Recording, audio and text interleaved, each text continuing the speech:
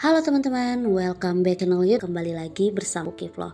Oke teman-teman, terima kasih buat kalian yang udah pantengin cerita ini. Dan terima kasih juga buat kalian yang tetap setia dengerin ceritaku. Oke teman-teman, kita tanpa menunggu berlama-lama, kita langsung masuk aja ya ke ceritanya. Bapak datang tanya kenapa gue bangun dan akhirnya gue cerita. Pas bapak periksa kening gue, beliau kaget karena badan gue panas banget. Adik gue yang paling kecil ikut nenek. Jadi di rumah cuma ada bapak sama adik yang pertama. Dan waktu lihat adik gue di belakangnya, ada tuh makhluk. Gue takut, cuman gue nangis. Dan bapak kebingungan. Bapak terus mijitin gue. Bapak baru sadar waktu akhirnya gue bilang, anak itu di sini pak. Mendengar itu bapak langsung pergi ke rumah Mbak Narno. Dia nyuruh adik gue yang kecil buat jagain gue. Gak henti-hentinya makhluk itu melototin gue. Gue udah takut sekali. Adik gue gak paham apa-apa. Tapi di sela waktu itu gue beraniin buat ngomong sama makhluk itu. Ngomongnya gak pakai mulut ke mulut, tapi kayak gue bisa ngomong tanpa pakai mulut. Semacam bayangin kalimat gue dan dia tahu. Kenapa kamu kesini lagi? Apa salahku? Dia jawab pertanyaan gue. Walaupun bentuknya perawakan anak kecil, tapi suaranya gede. Koen gak salah, tapi adikmu salah. Adikku, gue bingung. Adik kamu mengganggu tempatku, jadi aku nuntut hal itu sama kamu. Kaget waktu gue dengar itu. Terus, kamu mau apa lagi? Kamu, jawabnya. Gue semakin takut waktu makhluk itu ngomong kalau aku gak mau, adikmu tak bawa. Gue langsung bangun dan anehnya gue bisa bangun lagi. Gue narik adik gue yang kayak bingung polos liatin gue. Jangan, gue teriak sambil nangis. Ikut aku saja, kamu gak akan menangis lagi. Banyak teman di sana, makhluk itu masih bicara. Kemudian gue bisa dengar Mbak Narno sudah datang. Beliau langsung megang kepala gue.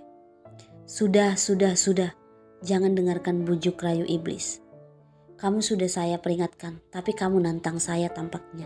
Mbak Narno melotot sama makhluk itu.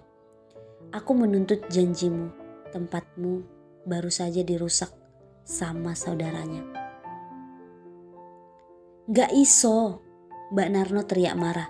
Gue bisa lihat Mbak Narno mengambil keris di pinggangnya. Dan saat itu juga gue kaget. Ada makhluk besar hampir tingginya sama dengan tinggi pintu. Berbulu lebat dan berbata merah serta bertaring muncul. Makhluk itu tepat berdiri di belakang Mbak Narno. Tampaknya itu perewangannya. Gue semakin takut waktu melihatnya.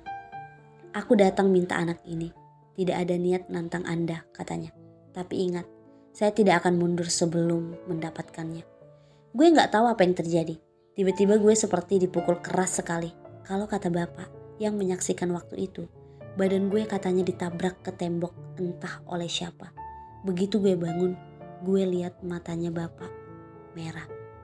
Tampaknya bapak baru saja menangis.